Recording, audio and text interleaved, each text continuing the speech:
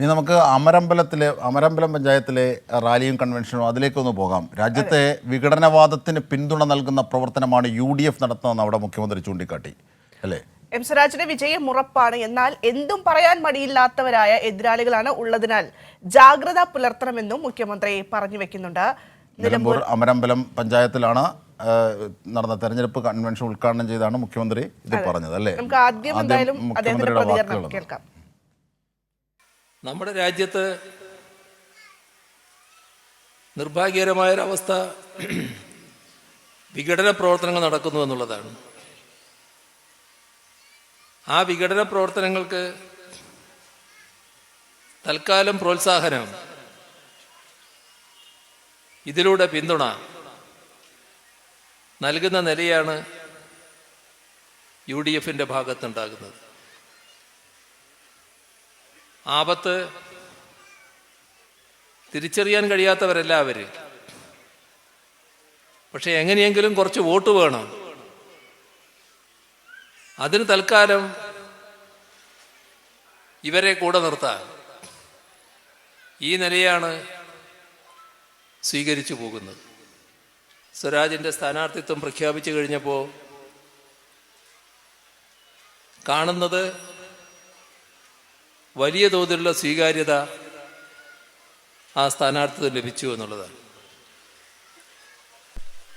LDFനോടൊപ്പം അല്ലാത്ത നല്ലൊരു ഭാഗം ആളുകൾ സ്വരാജിൻ്റെ സ്ഥാനാർത്ഥിത്വം സ്വാഗതം ചെയ്തതായിട്ടാണ് കാണുന്നത്. ഇത് ദിവസം കഴിയും തോറും കൂടി വരുന്നു എന്നുള്ളതും അനുഭവത്തിലുള്ള കാര്യമാണ്. തീർച്ചയായും ഇതിൻ്റെയൊക്കെ വിവരങ്ങളുമായി ഇന്നത്തെ അവിടുത്തെ നിലമ്പൂർ പ്രചാരണങ്ങളുടെ വിവരങ്ങളുമായി അമൽനാഥ് പാടിച്ചാലാണുള്ളത്, അല്ലേ? അമൽനാഥ് പാടിച്ചാൽ, അതായത് ഇന്നത്തെ പ്രചാരണ രംഗങ്ങൾ എങ്ങനെയായിരുന്നു? മുഖ്യമന്ത്രി പറഞ്ഞ വിഷയങ്ങൾ, അവിടെ ജനങ്ങളുടെ സ്വീകരണങ്ങൾ, ഒപ്പം എം സ്വരാജിൻ്റെ പ്രചാരണ പരിപാടികളിലാകെ വലിയ മേൽക്കൈ നേടുന്നു എന്നാണ് പൊതുവിൽ ഉള്ള സംസാരം. ഇതൊക്കെ ക്രോഡീകരിച്ച് ഇന്നത്തെ കാര്യങ്ങൾ ഇതുവരെ അമൽനാഥ്.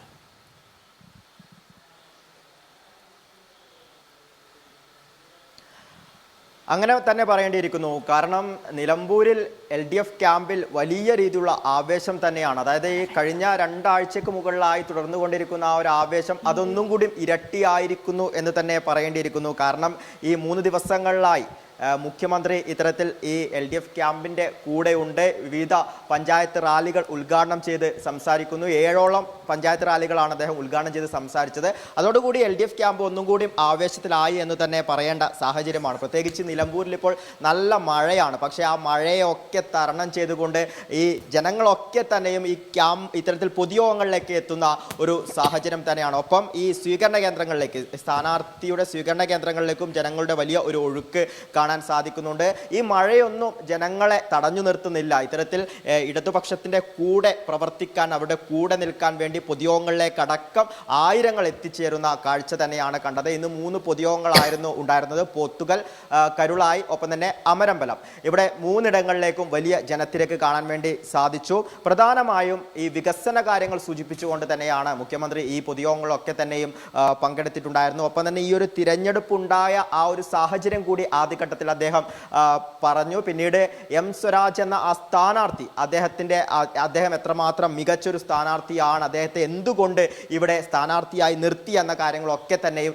വിശദീകരിച്ചു. പിന്നീടാണ് വികസന കാര്യങ്ങളിലേക്ക് പോയത്. കഴിഞ്ഞ 9 വർഷക്കാലമായി സംസ്ഥാനത്തും ഒപ്പം തന്നെ നിലമ്പൂരിലും ഉണ്ടായ ഓരോ വികസനങ്ങളും അത് കൃത്യമായ രീതിയിൽ തന്നെ ജനങ്ങളോട് സംസാരിക്കുന്നതാണ് കാണാൻ വേണ്ടി സാധിച്ചത്. എല്ലാ മേഖലയിലും ഇടതുപക്ഷ സർക്കാർ വന്നതിന് ശേഷം, അതിപ്പോൾ വിദ്യാഭ്യാസ മേഖലയാണെങ്കിൽ, വ്യവസായ മേഖലയാണെങ്കിൽ, ആരോഗ്യ മേഖലയാണെങ്കിൽ, കാർഷിക മേഖലയാണെങ്കിൽ, അങ്ങനെ എല്ലാ മേഖലകളിലും ഉണ്ടായ വികസന നേട്ടങ്ങൾ ഒക്കെ തന്നെയും അക്കമിട്ട് സൂചിപ്പിക്കുന്ന സാഹചര്യമായിരുന്നു കാണാൻ വേണ്ടി സാധിച്ചത്. ഒപ്പം തന്നെ ഒരു വലിയ വിവാദമുണ്ടായത് ഈ ക്ഷേമ പെൻഷനുമായി ബന്ധപ്പെട്ട കാര്യമായിരുന്നു. അതും അദ്ദേഹം കൃത്യമായി വ്യക്തമാക്കുന്ന ഒരു സാഹചര്യമായിരുന്നു. അതായത് 18 മാസത്തെ പെൻഷനാണ് ഈ 2016 LDF സർക്കാർ ഭരണത്തിലേറുമ്പോൾ കുടിശ്ശികയായിട്ട് ഉണ്ടായിരുന്നത്. UDF സർക്കാർ വരുത്തിവെച്ച കുടിശ്ശിക ആദ്യത്തെ ക്യാബിനറ്റ് യോഗത്തിൽ യോഗത്തിൽ തന്നെ അത് പൂർണ്ണമായും തീർക്കുക എന്നൊരു തീരുമാനത്തിലേക്ക് എത്തുന്നു. അത് അത്തരത്തിൽ പൂർണ്ണമായും ആ കുടിശ്ശിക തീർക്കുന്നു. പിന്നീട് ഇത്തരത്തിൽ പെൻഷൻ വർധനവ് നടത്തുന്നു. അത് കൃത്യമായി തന്നെ ജനങ്ങളിലേക്ക് നൽകുവാൻ കൂടി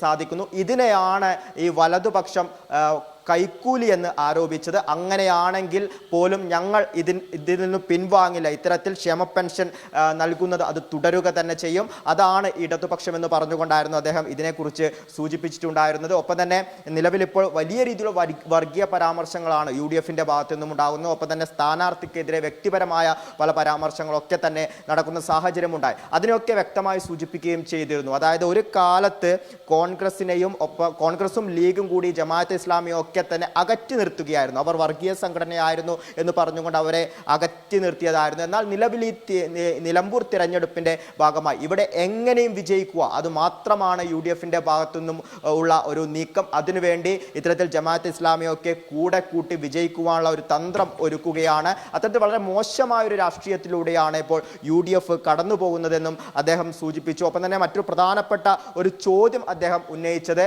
അത് ലീഗിനോടും ഒപ്പം തന്നെ കോൺഗ്രസിനോടുമാണ്. അതായത് അന്ന് നിങ്ങൾ ജമാഅത്ത് ഇസ്ലാമിയെ അകറ്റി നിർത്തി, അത് വർഗീയ സംഘടനയാണ് എന്ന് പറഞ്ഞുകൊണ്ടാണ്.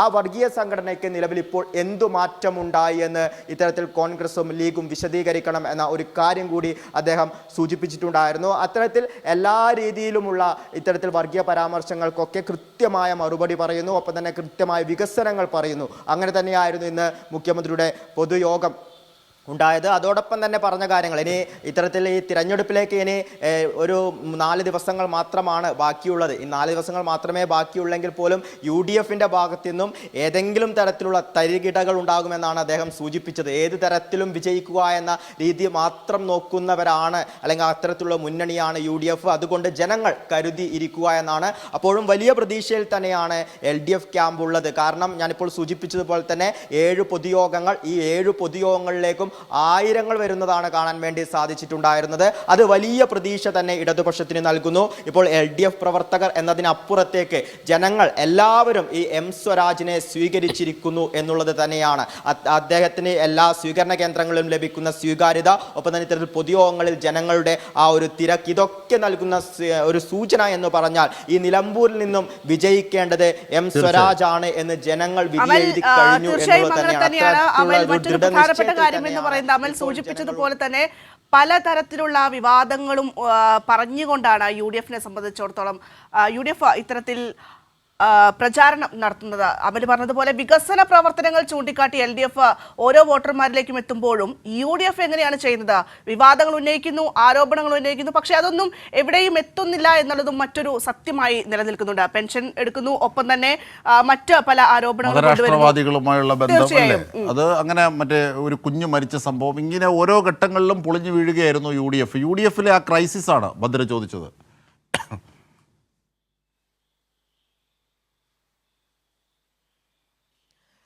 തീർച്ചയായും, അതായത് ആദ്യഘട്ടം മുതൽ തന്നെ ഒരു തരത്തിലുമുള്ള രാഷ്ട്രീയം ഒന്നും തന്നെ പറയാതെയാണ് UDF ഈ ഒരു തിരഞ്ഞെടുപ്പിനെ നേരിട്ടുകൊണ്ടിരിക്കുന്നതെന്ന് തന്നെ പറയേണ്ടിയിരിക്കുന്നു. ഇപ്പോൾ നിങ്ങൾ സൂചിപ്പിച്ചതുപോലെ തന്നെ പല രീതിയിലുള്ള വിവാദങ്ങൾ, അതിപ്പോൾ വർഗീയ സംഘടനയുമായുള്ള ഒരു കൂടിച്ചേരൽ, ഒപ്പം തന്നെ വഴിക്കടവിലുണ്ടായിരുന്ന ആ കുട്ടിയുടെ മരണവുമായി ബന്ധപ്പെട്ട് അത് സർക്കാരിനെതിരെ തിരിക്കുവാനുള്ള ശ്രമങ്ങൾ നടക്കുന്നു. ഏറ്റവും ഒടുവിലായി ഇപ്പോൾ മറ്റൊരു പെട്ടി വിവാദത്തിലേക്ക് കൊണ്ടെത്തിക്കുന്നു. ഇതൊക്കെ അനാവശ്യമായ വിവാദങ്ങൾ എന്ന് തന്നെ പറയേണ്ടിയിരിക്കുന്നു. ഇതൊക്കെ തിരിച്ചടിയാകുന്നത് UDF-ന് തന്നെയാണ് എന്നതാണ് നിലവിലെ സാഹചര്യത്തിൽ നമുക്ക് മനസ്സിലാക്കാൻ വേണ്ടി സാധിക്കുന്നത്. അതായത് ഇപ്പോൾ ജമാഅത്തെ ഇസ്ലാമിയുമായ ഒരു കൂട്ടുകെട്ടിലേക്ക് എത്തുന്നു. അതൊക്കെ വലിയ രീതിയിലുള്ള നെഗറ്റീവ് ഇമ്പാക്റ്റിലേക്ക് നിലമ്പൂരിൽ UDF-നെ കൊണ്ടെത്തിച്ചിരിക്കുന്നു എന്ന് തന്നെയാണ് മനസ്സിലാക്കാൻ വേണ്ടി സാധിക്കുന്നത്. അതൊന്നും ജനങ്ങൾക്ക് ഒരിക്കലും അംഗീകരിക്കാൻ അമൽനാഥ് പഠിച്ചാലാണ് അവിടുത്തെ സമഗ്രമായ ഇന്നത്തെ ചിത്രം വരച്ചിട്ടത്. നിരവധി വിഷയങ്ങളാണ് ഭദ്ര അലയടിക്കുന്നത്. LDF-ന് സ്വരാജിന് ഒക്കെ മേൽക്കൈ പ്രചരണ രംഗത്ത് ഇതുവരെ ഉണ്ട് എന്നുള്ളതും വസ്തുതകൾ നിരത്തി അമൽനാഥ് പഠിച്ചാൽ വരച്ചു.